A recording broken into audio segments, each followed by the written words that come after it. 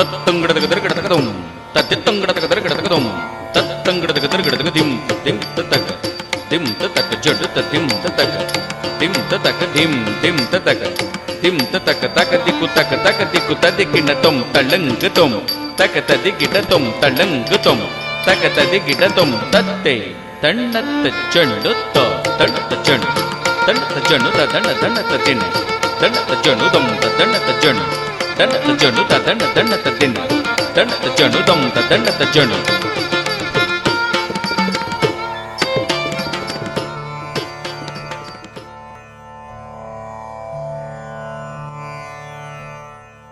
నా దేశం భగవద్గీత, నా దేశం అగ్ని పునీత సీత, నా దేశం కరుణాంతరంగ, నా దేశం భావ జలది తరంగ. ఎన్నో జన్మల పుణ్య ఫలితమే మానవ జన్మ. అంతకు మించిన పుణ్యం చేస్తే గాని ఆ జన్మకు సార్థకత ఏర్పడదు. కారణం లేకుండా ఏ జీవి ఈ ప్రపంచంలోకి రాదు. తమ పుట్టుకకు కారణం తెలుసుకుని వారు నిర్వర్తించవలసిన బాధ్యతలను సక్రమంగా నిర్వర్తిస్తే ప్రతి ప్రాణి పుట్టుకకు ఒక అర్థం, పరమార్థం చేకూరుతాయి. జీవితపు చివరి అంచులలో మాత్రమే తన జన్మకు గల కారణాలను తెలుసుకుని సంతృప్తిగా కనుమూసేవారు ఉంటారు. అసంతృప్తిగా అంతిమయాత్ర చేసేవాళ్ళు ఉంటారు. కానీ బాల్యంలోనే తన పుట్టుకకు కారణం తెలుసుకుని ఈ నేలపై తాను చేయవలసిన కర్తవ్యాన్ని గ్రహించి నిరంతరం పరిశ్రమగా అనునిత్యం శ్రమిస్తూ ఎంతోమంది హృదయాలలో ఎన్నటికీ చెరగని గొప్ప స్థానానికి చేరుకున్న అతి కొద్ది మందిలో ఎల్లాజోస్యుల రామకృష్ణ శాస్త్రి గారు ఒకరు. 1954 జనవరి 30వ తేదీన ఎల్లాజోస్యుల రామచంద్ర తిలక్, స్వరాజ్య లక్ష్మమ్మ దంపతులకు ద్వితీయ సంతానంగా రామకృష్ణ గారు ఒక శుభముహూర్తాన జన్మించారు. ఆయన పుట్టుకకు పూర్వం వరకు ఆ కుటుంబానికి నాట్యంతో ఏ విధమైనటువంటి సంబంధాలు లేవు. నాట్యానికి అధిదేవుడైనటువంటి నటరాజు యొక్క కృపాకటాక్ష వీక్షణాలు ఆయనపై ప్రసరించాయేమో. తన 8వ ఏట నుండే ఆయనకు నాట్యంపై మక్కువ ఏర్పడింది. అతి చిన్న వయసులోనే నాట్యం నేర్చుకోవాలన్న తపన మాత్రం ఆయన హృదయంలో బలంగా నాటుకుంది. తల్లిదండ్రులకు తన కోరికను చెప్పినా ఆర్థిక స్తోమత కారణంగా వారు కూడా అతనికి సహకరించలేని పరిస్థితి ఏర్పడింది.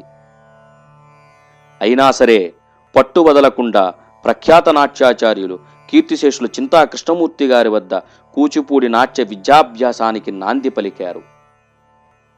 తదుపరి ప్రముఖ నాట్యాచార్యులు శ్రీ పసుమర్తి వేణుగోపాలకృష్ణ శర్మ గారి వద్ద విద్యను అభ్యసించాలని కోరుకున్నారు ఎల్లాజోస్యుల రామకృష్ణ గారు.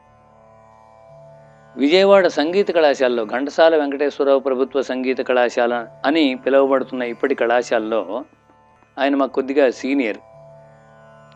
1974-75 నుంచి నేను రామకృష్ణ గారిని ఎరుగుదును.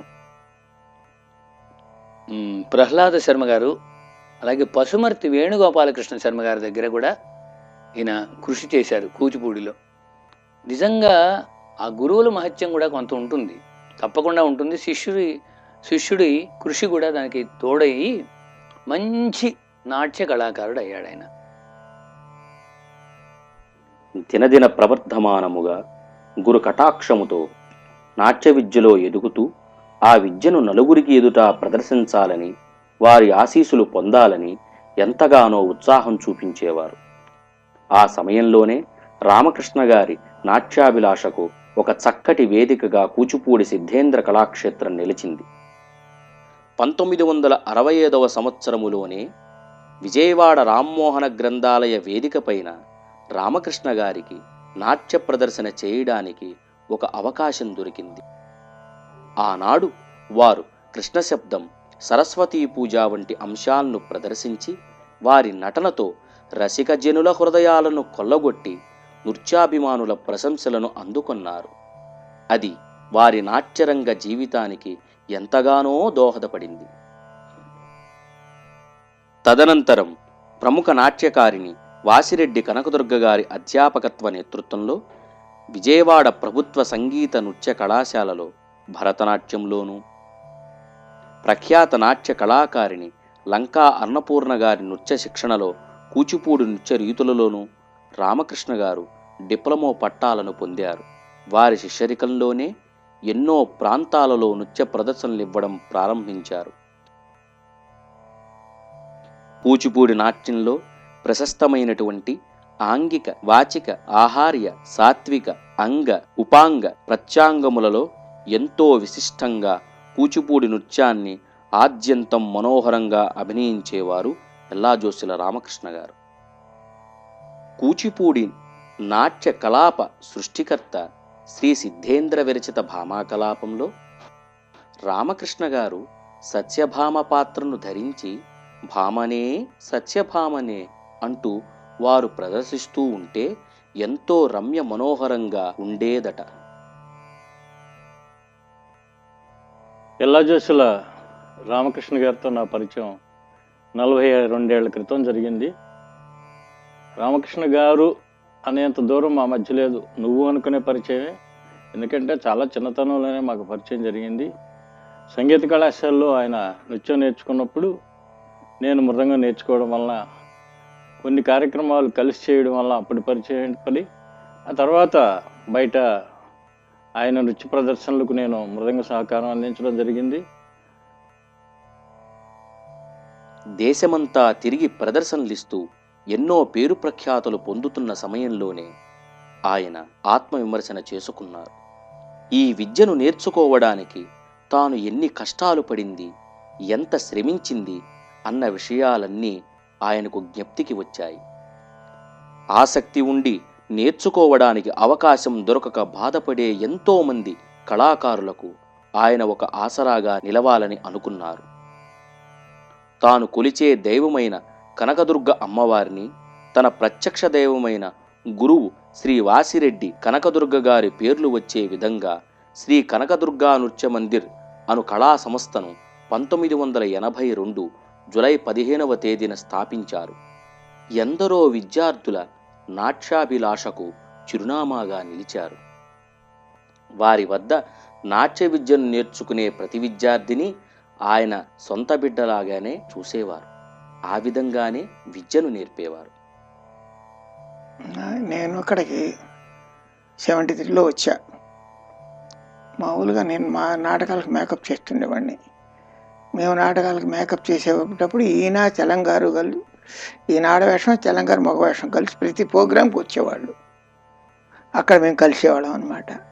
అట్లా మాకు పరిచయం అనమాట. అట్లా 5-6 ఏళ్ళు సాగింది. ఈయన 82లో నాట్యమండలి పెట్టాడు. అప్పుడు ఫస్ట్ ఓపెనింగ్ నాట్యమండలికి ఆయన పిల్లలకి మొట్టమొదటి మేకప్ నేనే.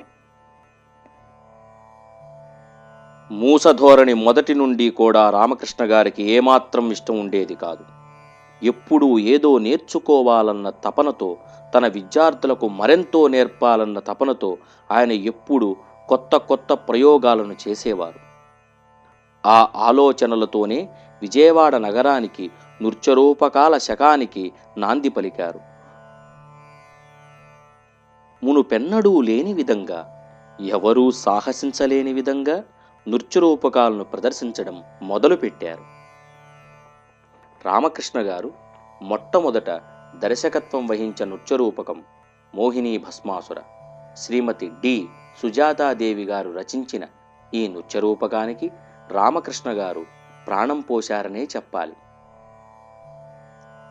ఆమె రచనకు సంపూర్ణ న్యాయం చెయ్యాలనే సదుద్దేశ్యంతో భస్మాసురుని పాత్రను ఆయనే పోషించి అదనపు ఆకర్షణగా నిలిచి సుజాతాదేవి గారి రచనకు ప్రశంసల జల్లు కురవడంలో తనవంతు సహాయం ఆయన చేశారు.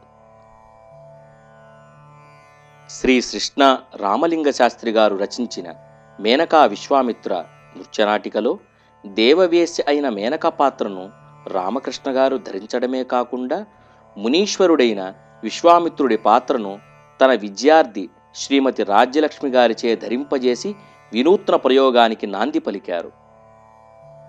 మేనక పాత్రలో ఆయన ప్రదర్శించిన హొయలు, వయ్యారాలకు సాటి పురుషులు సైతం సమ్మోహనులు అయ్యారంటే ఆయన ఆ పాత్రలో ఎంతగా లీనమయ్యారో అర్థమవుతోంది. వీటితో పాటు శ్రీ ఎన్సిహెచ్ జగన్నాథాచార్యులు గారు రచించిన గోదా కళ్యాణం, శ్రీనివాస కళ్యాణం నృత్యరూపకాలకు దర్శకత్వం వహిస్తూ వాటిలో శ్రీనివాసునిగా మరియు విష్ణుచిత్తునిగా పాత్రలు ధరించి ప్రేక్షకులను అలరించేవారు. ఒకనాడు నేను వారికి తారసలడం, వారు నా నృత్య ప్రదర్శన చూడటం, వారి నృత్య ప్రదర్శనలతో పాటు నన్ను తీసుకువెళ్ళడం. ఒక ప్రోగ్రాంకి మేము వెళ్తున్నప్పుడు వారికి జేవి శర్మ గారు నట్వాంగం చేసేవారు. ఆ సమయంలో ఒకసారి జేవి శర్మ గారికి రామకృష్ణ గారికి ఒకేసారి ప్రోగ్రాం వచ్చి టై అయింది. టై అయినప్పుడు అప్పుడు ఎలా చూసి రామకృష్ణ గారికి నట్వాంగం చేయడానికి ఎవరు లేరు. అప్పుడు ఎలా చూసి రామకృష్ణ గారు ఏమన్నారంటే, హేమంత్ నువ్వు నట్వాంగం చేయొచ్చు కదా అన్నారు. సార్ నాకు నట్వాంగం ముట్టుకొని లేదు ఏనాడు, నేను ఊరికే డాన్స్ ప్రదర్శన చేయడమే కానీ ఎప్పుడు నట్వాంగం నేను ఎప్పుడు ముట్టుకోలేదు అని చెప్పిన. లేదు నువ్వు చేస్తావు, నీకు ఆ శక్తి ఉంది, నువ్వు నట్వాంగం తీసుకో అని చెప్పి మొట్టమొదటి తర్ఫీదు జేవి శర్మ గారితో ఒక ట్రైన్లో వారు చేసేటువంటి నృత్య ప్రదర్శన యొక్క జతులన్నీ నాకు నేర్పి దానికి నట్వాంగం ఎలా చేయాలో జేవి శర్మ గారి ద్వారా నేను నేర్చుకొని వారి ప్రోగ్రాంకి నేను నట్వాంగం చేయడం జరిగింది. పురుషుడు స్త్రీ పాత్రలు వేసి మెప్పించడం ఎంతో కష్టం. నృత్యరంగంలో ఆ విధంగా రాణించడానికి లయతో పాటు లాస్యం, తాండవం, శృంగారం బాగా ప్రదర్శించగలిగే సమర్థత కలిగి ఉండాలి. ఆ ప్రదర్శన చూసినటువంటి ప్రేక్షకులకు ఆ నర్తించేటువంటి నర్తకుడు స్త్రీయే నర్తిస్తోందా అనే భ్రమను ప్రేక్షకుల్లో కలిగించే విధంగా ఉండాలి. భామాకలాపంలో సత్యభామగా, కృష్ణశబ్దంలో పాసిక సజ్జిక నాయకిగా, మహిషాసుర మర్ధనిలో అమ్మవారిగా రామకృష్ణ గారు స్త్రీ పాత్రలకు జీవం పోసి జనరంజకంగా నర్తించడంలో పేరెన్నికగన్నారు.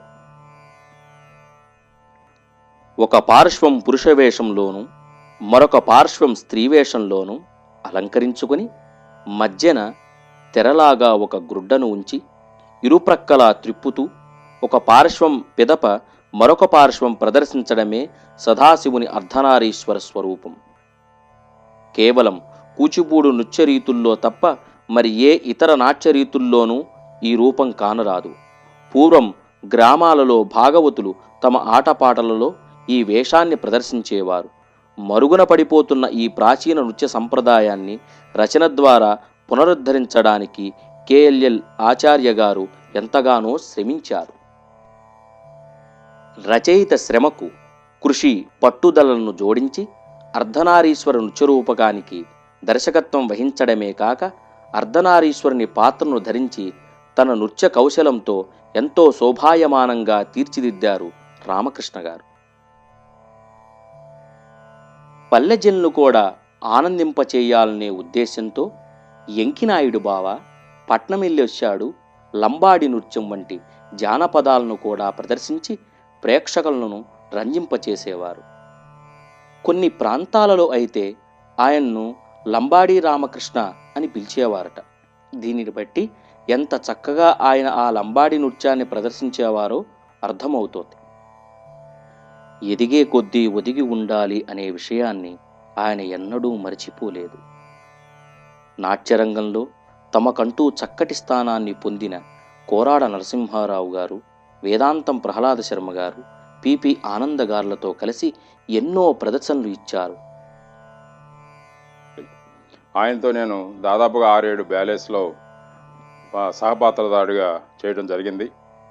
మా ఇద్దరి జోడీకి మంచి పేరు తెచ్చింది చెప్పాలంటే అయ్యప్పలో ఆయన మహిషిగా నేను మహిషంగా మా ఇద్దరికి ఒక ప్రత్యేకంగా ఒక డ్యూయట్ని కూడా పెట్టి అది నర్తిస్తుంటే ప్రేక్షకుల హర్షధ్వానాలు చూస్తుంటే రామకృష్ణ గారితో నటించే భాగ్యం కలిగినందుకు, ఆయనతో పాటు చక్కగా నేను నటించగలిగి నాట్యరీతులు నేను కూడా చూపించగలను అనే రకంగా పాత్రను మలుచుకోగలిగినందుకు, నా ముఖంలో భావాలు వ్యక్తీకరించగలిగినందుకు, ప్రేక్షకుల హృదయంలో స్థానం పొందగలిగినందుకు రామకృష్ణ గారికి నా ధన్యవాదాలు అర్పించుకుంటున్నాను. కేవలం ఆయన నృత్య దర్శకత్వం వహించే వాటిల్లోనే కాకుండా తను తోటి కళాకారులు దర్శకత్వం వహించే నృత్య రూపకాలలో కూడా వివిధ పాత్రలు పోషించి కళాకారులకు రాగద్వేషాలు, ఈర్ష, అసూయలు ఉండకూడదని చాటి చెప్పారు. 1987 డిసెంబర్ 30వ తేదీన శ్రీ బాలాత్రిపుర సుందరి కూచిపూడి నాట్య కళాక్షేత్రం వారి ఆధ్వర్యంలో శ్రీ పశుమర్తి వెంకటేశ్వర శర్మ గారి సారథ్యంలో సాగిన కీచక సంహారం నృత్య నాటకంలో భీముని పాత్రను పోషించి ఆద్యంతం ప్రేక్షకులను అలరించారు. శ్రీ నల్లాన్ చక్రవర్తుల కృష్ణమాచార్యులు గారు రచించిన శ్రీ త్యాగరాజు జీవిత చరిత్ర నృత్యరూపకాన్ని తమ శిష్య బృందంలోని నర్తకీ నర్తకులతో ఎంతో రమణీయంగా ప్రదర్శనలు ఇచ్చారు రామకృష్ణ గారు. ఆ నృత్యరూపకంలో త్యాగరాజస్వామి పాత్రను ధరించి వారు అభినయింప సాక్షాత్తు త్యాగరాజుగారే కదలి వచ్చారా అన్నట్టుగా ఆనాడు ఆ ప్రదర్శన సాగింది. కీర్తి ప్రతిష్టలన్నీ తనకే దక్కాలన్న దురుద్దేశంతో కాకుండా ఆయన నృత్యం పాత్రకు ఎంతవరకు అవసరమో అంతవరకే పరిమితం చేసేవారు.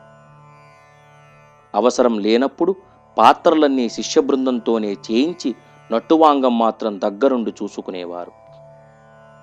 ఇవి మాత్రమే కాకుండా పారిజాతాపహరణం, ఉషాప్రణ్యం, విష్ణు సహస్రనామ వైభవం వంటి ఎన్నో నృత్య రూపకాలకు రామకృష్ణ గారు నృత్య దర్శకత్వం వహించేవారు. అవకాశం దొరికినప్పుడల్లా ఏదో ఒక సందర్భాన్ని పురస్కరించుకుని తను ఈ స్థాయిలో ఉండడానికి కారణమైన గురువులను, శ్రేయోభిలాషులను సత్కరించుకునేవారు. ఆర్థిక సంబంధమైన విషయాలను కూడా ఎప్పుడూ పట్టించుకునేవారు కాదు.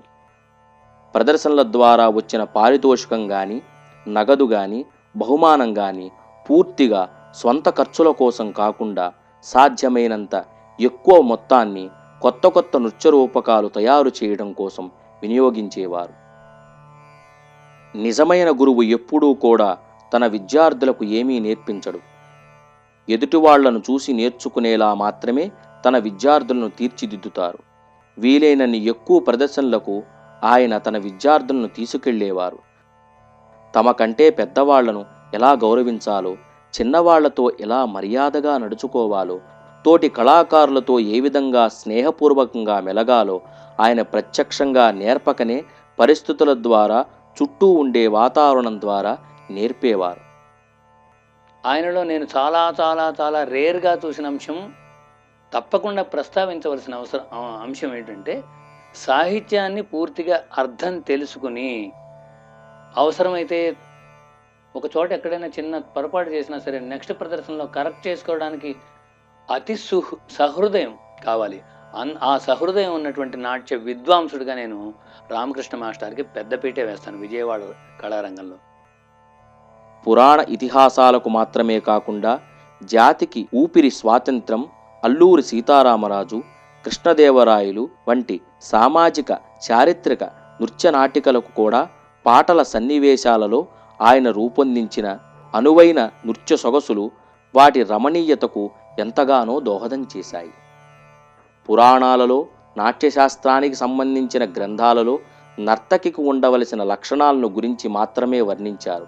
కానీ నర్తకునికి ఉండవలసిన లక్షణాలను గురించి చెప్పవలసి వచ్చినప్పుడు రామకృష్ణ గారిని చూపిస్తే సరిపోతుంది అనడంలో అతిశయోక్తి లేదు. నృత్య ప్రదర్శనలు వీక్షిస్తున్నప్పుడు ఆయన తనకంటే ఎక్కువగా హావభావాలు గాని, భంగిమలు గాని అభినయించగలిగిన వాళ్లను చూసి వాళ్లకు వచ్చింది తనకెందుకు రాదు అని పట్టుబట్టి వాటిని నేర్చుకునేవారు. అవసరమైతే వాటిని నేర్చుకోవడానికి ఎక్కడికైనా సరే, ఎవరి దగ్గరకైనా సరే వెళ్ళడానికి సంశయించేవారు కాదు. ఆయన విద్యార్థులు కూడా ఇందుకు మినహాయింపు కాదు. అలా విద్యార్థులకు గురువుల, ఆ విద్యార్థుల దగ్గర నుండి వారి తెలియకుండా మెళుకువలు నేర్చుకునే నిత్య విద్యార్థిలా రామకృష్ణ గారు కళామ్మ తల్లికి ముద్దుబిడ్డ అయ్యారు. ఇలా వారి ప్రస్థానం జరుగుతున్న సమయంలో ఒకరోజు ఇండియన్ క్లాసికల్ డాన్సెస్ అన్న థీమ్ ఒకటి తీసుకొచ్చి జుగల్బందీ మొట్టమొదటిగా గ్రంథాలయంలో జుగల్బందీ ప్రదర్శన అనేది విజయవాడలో మొట్టమొదటిగా ఎలా చూసి రామకృష్ణ గారు తీసుకొచ్చారు. కథక్, నేను కథక్, మోహిని అట్టం, మాధురి అనుకుంటాను అమ్మాయి, మోహిని అట్టం ఎలా చూసి రామకృష్ణ గారు, కూచిపూడి, తర్వాత నా ఇంకొక ఎవరో ఆవిడ భరతనాట్యం, ఇలా చేస్తున్నప్పుడు గ్రంథాలయంలో విజయవాడ జనాలకి మొట్టమొదటగా జుగల్బందీ అంటే ఇలా ఉంటుంది అన్నటువంటిది ఒక కొత్త ప్రక్రియ, నాట్యంలో కొత్త ప్రక్రియ అన్నది ఎలా చూసి రామకృష్ణ గారు గ్రంథాలయంలో సుమధుర ఆర్ట్ అకాడమీ వాళ్ళు నిర్వహించినటువంటి కార్యక్రమంలో ఈ ప్రదర్శన జరిగింది. 2000 సంవత్సరములో శ్రీ కనకదుర్గా నృత్య మందిర్ వార్షికోత్సవాలను 5 రోజుల పాటు ఘనంగా నిర్వహించడం మాత్రమే కాకుండా ఒక్కొక్క రోజు ఒక్కొక్క నృత్యరూపకం చొప్పున మొత్తం 5 రోజులు 5 నృత్యరూపకాలను ప్రదర్శించి నభూతో నభవిష్యతి అనిపించుకున్నారు. భారతదేశంలో ఆయన దాదాపు అన్ని ప్రధాన నగరాల్లోనూ ప్రదర్శనలిచ్చారు. ఆయన గురించి ప్రచురించని వార్తాపత్రికలు లేవంటే అతిశయోక్తి లేదు. ప్రాంతీయ పత్రికలు మాత్రమే కాకుండా జాతీయ స్థాయి పత్రికలు ఆయన కళాకౌశలం గురించి అద్భుతంగా ప్రచురించాయి. తేజోప్రభ అను అభ్యుదయ పక్షపత్రిక తొలి ప్రచురణ ఆయన ముఖచిత్రంతోనే వెలువడింది. కళాకారునిగా ఆయన ప్రతిభను నలుగురికి చాటి చెప్పే ప్రయత్నం చేసింది. అనురోరునాలు అను తమిళ చిత్రానికి నృత్య దర్శకత్వం వహించే అవకాశం వచ్చినా తన విద్యార్థులకు దూరం అవడం ఇష్టం లేక ఆ అవకాశాన్ని సున్నితంగా తిరస్కరించారు రామకృష్ణ గారు. ఆయనలోని కళను సత్కరించుకుంటూ నాట్య విశారద, నాట్యాచార్య, నృత్య కళాకోవిదుడు బిరుదులు ఆయన్ను వరించాయి. ఆయనలోని ప్రతిభకు, కళల పట్ల ఆయనకున్న అంకితభావాన్ని గుర్తించి 1997 డిసెంబర్ 28వ తేదీన the Krishna district chemistry and druggist association వారు నాట్యకళా తపస్వి బిరుదాంకితులను చేశారు. సిస్కా మరియు doctor Akkineni international cultural association నెల్లూరి వారి ఆధ్వర్యంలో జరిగిన అక్కినేని జయంత్యుత్సవాలలో అక్కినేని నాగేశ్వరరావు గారితో పాటు సాటి కళాకారునిగా రామకృష్ణ గారు కూడా సన్మాన సత్కారాలను పొందారు. 1976 జూన్లోనే భరతనాట్యంలో డిప్లొమా పొంది 1994 ఆగస్టు 25వ తేదీన తెలుగు యూనివర్సిటీ హైదరాబాద్ వారి వద్ద నుండి కూచిపూడిలో పట్టా పొందారు. నాట్యాచార్యునిగా జగద్విఖ్యాతంగా ప్రపంచ ప్రఖ్యాతులు పొందుతున్న సమయంలో గ్రహణం పట్టినట్టు మూత్రపిండాల సంబంధిత వ్యాధితో రామకృష్ణ గారు అనారోగ్యం పాలయ్యారు. చాలా ఉన్నత స్థితిలో వెళ్తూ ఉన్న సమయంలో ఒక నాట్యాచార్యుడిగా ప్రథమ స్థానం పొందే స్థితిలో ఉన్నప్పుడు ఇలా జరగడం అనేది ఒక విధి వైచిత్రి. దాన్ని మనం ఏం చేయలేం.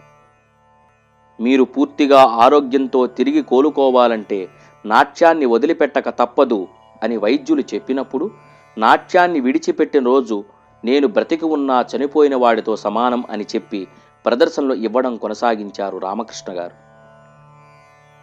తన నృత్య మందిర్ తదుపరి వార్షికోత్సవాలు మరింత ఘనంగా నిర్వహించాలని ప్రణాళికలు సిద్ధం చేస్తున్న సమయంలో ఆయన ఆరోగ్యం పూర్తిగా దెబ్బతిని ఆసుపత్రిలో చేరక తప్పలేదు.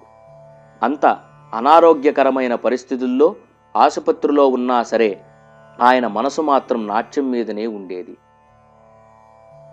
హాస్పిటల్లో ఉన్నప్పుడు కూడా లేవలేని స్థితిలో కూడా ఒక గాయకుడు, నాగేశ్వరరావు అని ఒక గాయకుడు ఉండేవాడు. ఆ గాయకుడు వస్తే నువ్వు పాడు, నేను ఇప్పుడు డ్యాన్స్ చేయాలని, ఇంకా కొన్ని గంటలే ఉంది ఆయనకి, అయినప్పటికీ నేను డ్యాన్స్ చేయాలని, ఇంకా అదే అదే అదే అదే అటువంటి కళాకారులు ఎక్కడ ఉంటారు? అంతే. ఈ భూమి మీద ఆయన నిర్వర్తించవలసిన బాధ్యత పూర్తయిందేమో. 2004 మే 4వ తేదీన నటరాజు ఆయన్ను తన సన్నిధికి చేర్చుకున్నారు. నిజంగా చెప్పాలంటే ఆయన అతి చిన్న వయసులో తన జీవితాన్ని వదిలి మా అందరినీ వదిలి వెళ్ళిపోవటం అనేది ఆ భగవంతుడు మా అందరికీ తీరం లోటుని మిగిల్చాడని చెప్పుకోవాలి. ఆ జీవితం భగవంతుడు పెట్టిన పరిమితిలో కొంచెం అనారోగ్యం చేసి వెళ్ళిపోవడం జరిగింది. నాకంటే 4 సంవత్సరాలు పెద్దవాడు. విద్యాపరంగా, ఆత్మీయత పరంగా, మనస్సు పరంగా నాకంటే 4 దశాబ్దాలు పెద్దవాడని నేను భావిస్తాను. అటువంటి విద్వన్మూర్తి ఇప్పుడు లేడు. ఆయన పరమపదించి 11 సంవత్సరాలు. నాకు 6 సంవత్సరాలు, 5 సంవత్సరాలు, 4 సంవత్సరాలు ఇటీవల అన్నట్టుంది. మా కళ్ళల్లో ఉన్నాడు ఆయన, మా మనస్సులో ఉన్నాడు. అంత అటువంటి వ్యక్తి. నాకు మాత్రం అసలు విజయవాడలో యల్లాజీ రామకృష్ణ గారు లేరు అనుకున్నప్పుడల్లా ఒక కించిత్తు బాధ కలుగుతూ ఉంటుంది. ఆయన తన జీవితంలో ఎప్పుడూ కూడా వెనుదిరిగి చూసుకోలేదు. ఎందుకంటే ఆయన పుట్టిందే నాట్యం కోసం. అది తప్ప ఆయన జీవితంలో మరేమీ లేదని ఆయనకు తెలుసు గనుక. కావాలనుకుంటే ఆయన ఉన్న రంగంలోనే అత్యున్నత స్థాయికి చేరుకునేవారు. కానీ భవిష్యతరానికి ఈ కళను మరింతగా విస్తరింపచేయగల రేపటి నాట్యాచార్యులను, నాట్యోపాధ్యాయులను తయారు చేయడానికే ఆయన తొలి ప్రాధాన్యతనిచ్చి ఎప్పటికీ తన విద్యార్థుల హృదయాలలో చెరిగిపోని మహోన్నత స్థానాన్ని అధిష్ఠించారు. తన విద్యార్థులందరికీ ఆయన నేర్పిన ఏకైక పాఠం ఒక్కటే. ఎప్పుడైతే ఒక గురువు తనలోని పూర్తి విద్యను విద్యార్థులకు నేర్పించకుండా తనలోనే దాచుకోవాలని అనుకుంటాడో అప్పుడే అతను గురువుగా విఫలమైనట్టు అని చెప్పారు. నాట్యమే ఆయన జీవితం. నాట్యం కోసం పుట్టారు, నాట్యం కోసం బ్రతికారు, నాట్యం కోసమే మరణించారు. అనునిత్యం ఆ నాట్యం కోసం తపస్సు చేసిన మహాయోగి పుంగవుడు రామకృష్ణ గారు. ఆ నాట్యంతోనే ముక్తిని పొంది తాను మరణించిన తను నేర్పిన విద్య ద్వారా ఎల్లప్పుడూ లోకంలో వెలుగొందుతూ ఎప్పటికీ నిత్య తపస్వి అయినారు మన నాట్యకళా తపస్వి యల్లాజోస్యుల రామకృష్ణ గారు. తత్తంగడతగదరగడతగదం తత్తిత్తంగడతగదరగడతగదం తత్తంగడతగదరగడతగదిం దిం తతక దిం తతక జడ్ తతిం తతక దిం తతక దిం దిం తతక దిం తతక తక దిక్కు తక తక దిక్కు తదిగిడతం తళంగతం తక తదిగిడతం తళంగతం తక తదిగిడతం తత్తే తన్నత్త జండు త తన్నత్త జండు తన్నత్త జండు త